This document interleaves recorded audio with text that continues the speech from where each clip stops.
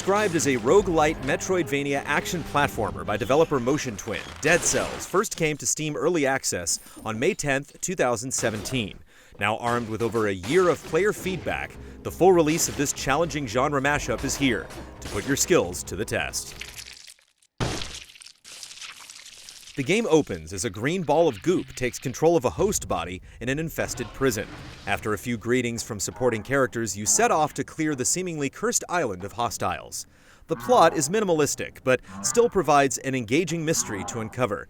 Strange encounters with shady NPCs and hidden notes scattered throughout each stage allude to past events that provide just enough lore to crave answers. Even after completing the game for the first time, a host of secrets and lingering questions remain. Dead Cells is designed to be played through multiple times. Each run on normal difficulty takes about 45 minutes, but most attempts will end in crushing defeat. It takes a considerable number of tries before you'll finally succeed.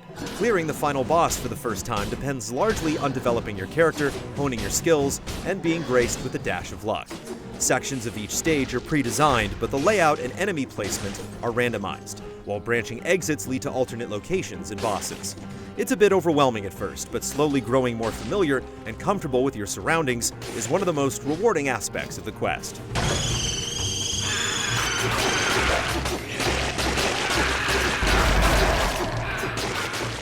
The cells referenced in the title can be acquired randomly from enemy corpses, bosses, and treasure containers, but they're lost in the event of your death.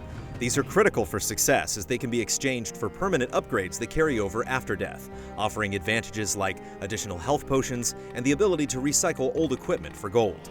Most stages feature optional doors that lock after a set amount of time, holding extra rewards that encourage you to play quickly.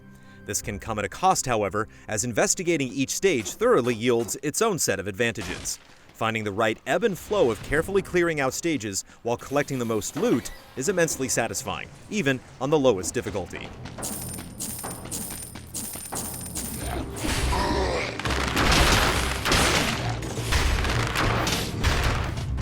Combat is simple and intense, as death comes swiftly and often. You can equip up to 2 main weapons like swords, bows, or shields, and 2 additional support items like grenades or traps. Each weapon manages to feel surprisingly different, like the slow but damaging broadsword or the assassin's blade that deals extra damage from behind.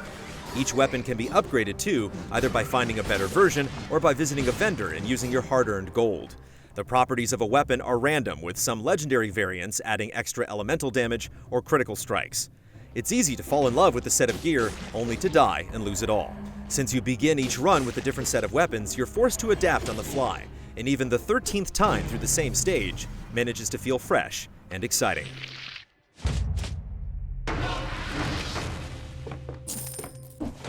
The most important ability is the dodge roll, which provides a brief moment of invincibility from incoming attacks. Mastering this technique is essential for later enemies and bosses. Even early monsters, like zombies, require quick timing to avoid their leap attacks. There's also a ground slam that deals a ton of damage to enemies caught in its radius, and it's great for traversing stages quickly. It's also just really fun to spam.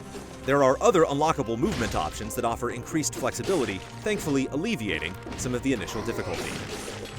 You begin each run with a randomly determined set of starter weapons and 3 core stats set to level 1. Scrolls hidden throughout each stage can be used to upgrade each stat, increasing the damage for specific weapon types and expanding maximum health. However, the more you raise a stat, the less health you'll get with each upgrade, forcing you to make hard decisions. It's just another way Dead Cells makes you adapt in the moment, and helps each run feel truly unique in a significant way. Lastly, up to 3 mutations can be equipped that give you varying advantages. Necromancy rewards you with health after successful kills, while Vengeance provides a damage buff after taking a hit. Mutations are some of the harder rewards to uncover, but each one is a powerful tool in your arsenal, making each acquisition feel monumental.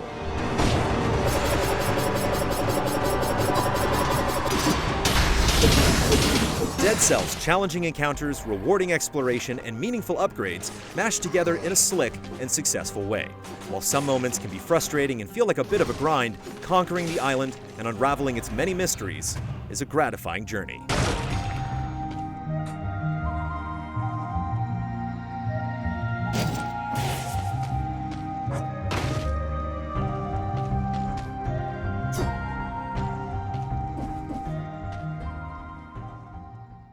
Easy Allies reviews are made possible by generous viewers just like you. If you like what you see, check out patreon.com/easyallies to help us make more. For just $1 a month, you can gain access to weekly updates, spoiler discussions, and exclusive shows.